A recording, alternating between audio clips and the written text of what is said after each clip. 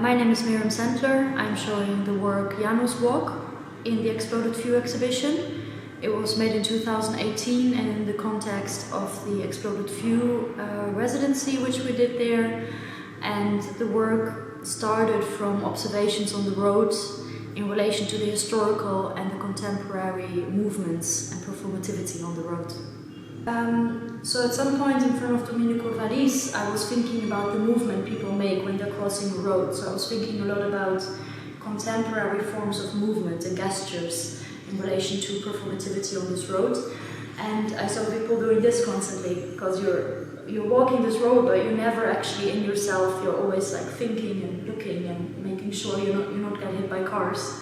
And from there I looked into the Roman gods. And one stood out in particular, and this is Janus, which is the oldest of all the Roman gods. And Janus is the god of travel and doorways, and made me think a lot with his four heads about a kind of swift movement from left to right, in which you see in an analog or like a long shutter speed, you see all these different faces. So then I started to look for Janus on the Via Appia Antica, and I found him screeched in a wall on Ponte Fabrizio, which is the original starting point of the Via Appia, but which has been becoming too crowded in the last century, so it wasn't really used anymore to start the pilgrimage route from. And then I started to replicate Janus in a light form, so I replicated him from stone into 3D print, so he could travel again and he could become a guardian again to the people traveling this road. And then we organized a performance in the tradition of a procession, which is very usual in this part of Italy. And this means that people take a sculpture and walk with the sculpture over a particular important historical route.